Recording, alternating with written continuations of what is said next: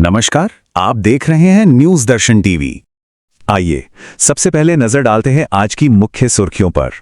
आज संसद के विशेष सत्र में ऐतिहासिक नारी शक्ति वंदन अधिनियम पर चर्चा होगी। अर्थव्यवस्था के मोर्चे से अच्छी खबर है, देश के निर्यात में बढ़ोतरी दर्ज की गई है। वहीं पश्चिम एशिया में अमेरिका और ईरान के बीच तनाव बढ़ता जा रहा है और बिहार की राजनीति में एक नया अध्याय जुड़ गया है, जहां राज्य को बीजेपी का पहला मुख्यमंत्री मिला है। तो आज के इस बुलेटिन में हम सबसे पहले बात करेंगे संसद के विशेष सत्र की, फिर हम देश की चुनावी हलचल पर एक नजर डालेंगे। इसके बाद अर्थव्यवस्था से जुड़ी खबरों को समझेंगे और अंत में अंतर्राष्ट्रीय सुर्खियों पर भी चर्चा करेंगे। तो चलिए शुरुआत करते हैं आज की सबसे बड़ी खबर के साथ।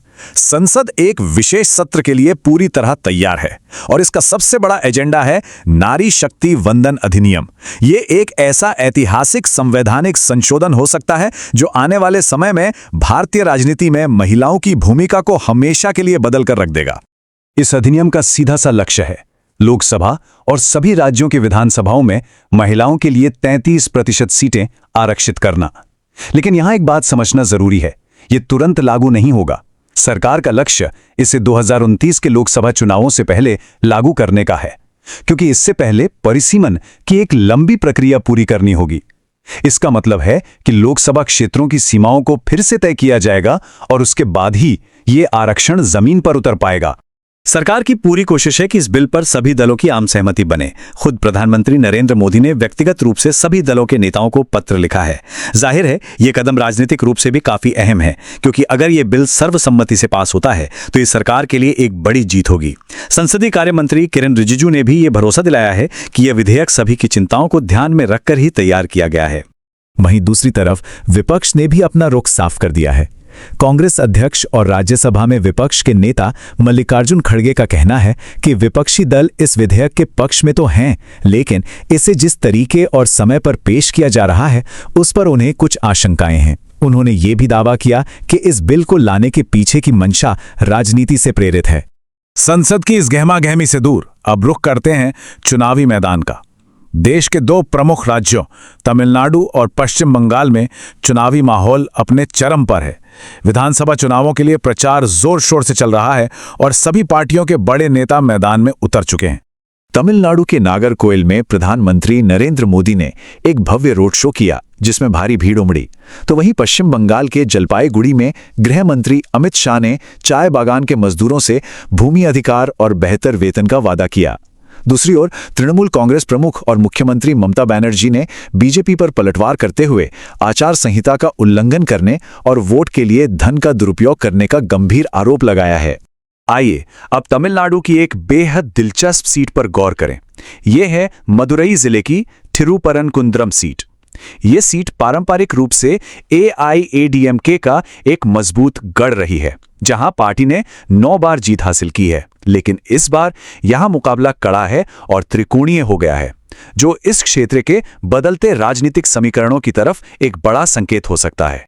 और इसी चुनावी हलचल के बीच बिहार की राजनीति से एक बहुत बड़ी खबर सामने आई है। सम्राट चौधरी ने राज्य के पहले भाजपा मुख्यमंत्री के रूप में शपथ ले ली है। ये बिहार में एक नए राजनीतिक युग की शुरुआत का संकेत है। इस नई सरकार में जेडीयू के नेता उप मुख्यमंत्री की भूमिका में होंगे। राजनीति की बातों के बाद अब जरा देश के आर्थिक हालात पर भी एक नजर डाल लेते हैं। अच्छी खबर यह है कि दुनिया भर की चुनौतियों के बावजूद भारत के निर्यात ने पिछले वित्त वर्ष में काफी अच्छा उछाल देखा है। आंकड़ों की बात करें तो पिछले वित्त वर्ष में भारत का कुल निर्यात, जिसमें सामान और सर्विसेज दोनों शामिल हैं, $860 अरब के बड़े आंकड़े को पार कर गया। ये पिछले साल के मुकाबले 4.22% की एक शानदार वृद्धि है और ये साफ दिखाता है कि भारतीय सामान और सेवाओं की मांग दुनिया भर में लगातार बढ़ रही है। लेकिन जैसा कहते हैं, हर सिक्के के दो पहलू होते हैं। जहां एक तरफ हमारा एक्सपोर्ट यानी निर्यात बढ़ा, वहीं हमारा इंपोर्ट यानी विदेशों से खरीदा गया सामान उससे भी कहीं ज्यादा तेजी से बढ़ा। इसका सीधा मतलब यह है कि हम जितना सामान दुनिया को बेच रहे हैं उससे कहीं ज्यादा खरीद रहे हैं और इसी वजह से हमारा व्यापार घाटा $119 अरब तक पहुंच गया है। देश की खबरों से आगे बढ़ते हुए अब चलते हैं अंतर्राष्ट्रीय सुर्खियों की ओर, जहां पश्चिम एशिया में तनाव एक खौफनाक मोड़ पर पहुंच चुका है और इसका असर पूरी दुनिया पर पड़ सकता है।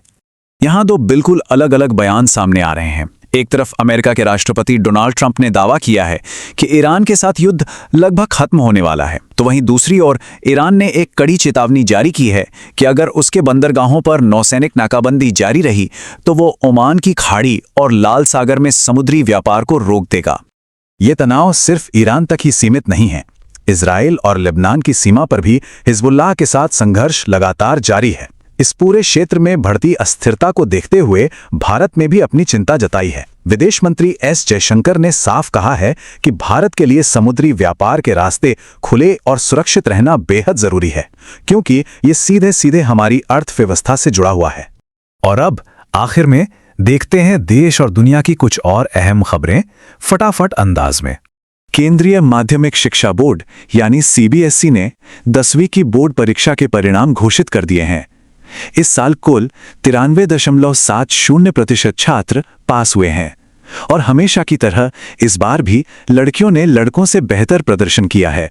भारत के लिए एक और गौरव का क्षण, देश ने फ्रांस में हुए यूरोपीय बालिका गणित ओलंपियाड में अपना पहला स्वर्ण पदक जीतकर इतिहास रच दिया है। मुंबई की श्रेया शांतनु मुधांडा ने यह स्वर्ण पदक जीता, जबकि संजना फिलोचाको ने रजत और शिवानी भरत कुमार ने कांस्य पदक अपने नाम किया। कुछ और सुर्खियों पर जल्दी से नजर डालें तो छत्तीसगढ़ के वेदांता बिजली संयंत्र में हुए एक दुखद हादसे में मरने वालों की संख्या बढ़कर 17 हो गई है। वहीं जनगणना 2027 का पहला चरण कल से देश के कई राज्यों में शुरू होने जा रहा है।